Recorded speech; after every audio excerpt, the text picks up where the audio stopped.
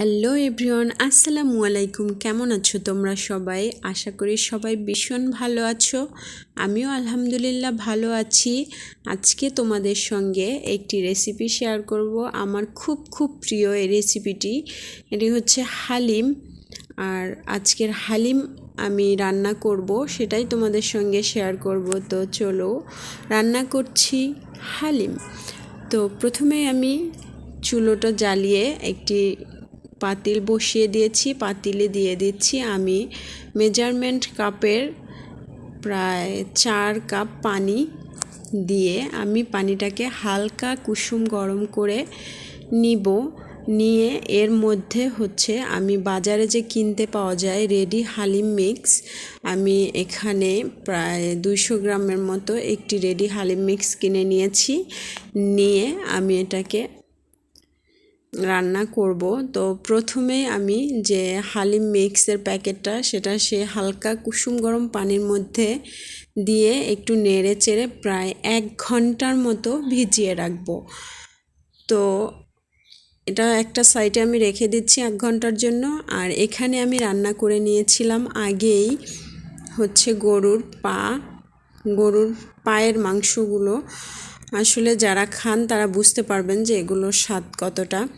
তো এটা দিয়েই আমি আজকে হালিম রান্না করব। আমার ভীষণ পছন্দ।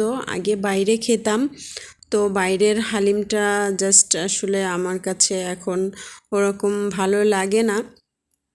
তো সেজন্যই এখন আমি বাসায় রান্না করে খাবো। তো আগেই আমি পায়ের মাংসগুলো যেগুলো রান্না করে রেখেছিলাম সেগুলোর মধ্যে দিয়ে দিয়েছি হালিম মিক্সের সাথে যে মশলাটা পাওয়া যায় সেই মশলাগুলোকে আমি রান্না করা এই গরুর পায়ের মাংসের ভিতরে দিয়ে দিচ্ছি। দিয়ে একটু হালকা ফুটিয়ে এর মধ্যেই আমি দিয়ে দিব যে হালিম মিক্স আমি 1 ঘন্টা আগে ভিজিয়ে রেখেছিলাম সেগুলো। তো দিয়ে দিচ্ছি।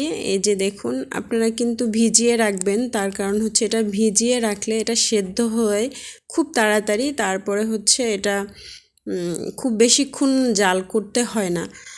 তো এই যে দিয়ে আমি এটা নেড়ে চেড়ে একটু ফুটে উঠেছে। এখন দিয়ে দেব পরিমাণ মতো পানি। হালিম সেদ্ধ হতে ঠিক যতটুকু পানি দরকার, আপনাদের যদি দেখেন যে যেই পানি আপনি দিয়েছেন সেটা দেওয়ার পরেও আরও একটু সেদ্ধ করতে হবে, তাহলে আবার একটু পানি দিয়ে দিবেন, কোনো অসুবিধে নেই। এই যে দেখুন ফুটে উঠেছে, বেশ সুন্দর একটা কালার চলে এসেছে। তো এভাবে রান্না করব, প্রায় 1 ঘন্টার মতো রান্না করব।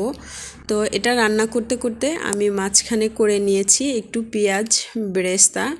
আমি এখানে কয়েকটা পেঁয়াজ একদম কুচি করে নিয়ে তারপরে হচ্ছে এটাকে হালকা আঁচে বারবার নেড়ে চেড়ে খুব সুন্দর করে ভেজে নেব।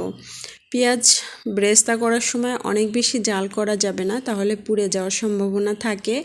তো এভাবে হালকা আঁচে নেড়ে চেড়ে খুব ভালো করে অনবরত নেড়ে চেড়ে এটাকে ভেজে নিতে হবে। এই যে এটা ভাজা হয়ে গেছে, আমি একটি বাটিতে তুলে রেখে দেব একটা সাইড করে। দেখুন কালারটা কিন্তু অসম্ভব সুন্দর হয়েছে। তো হয়ে গেছে পেঁয়াজ বেরেস্তা। এখন আমি আবার হচ্ছে হালিমটা দেখব। আমার হালিমটাও প্রায় রান্না হয়ে গেছে। আমি কিন্তু মাঝখানে অনেক সময় রান্না করেছি। হালিমটা যত বেশি জাল হবে তত খেতে সুস্বাদু হবে।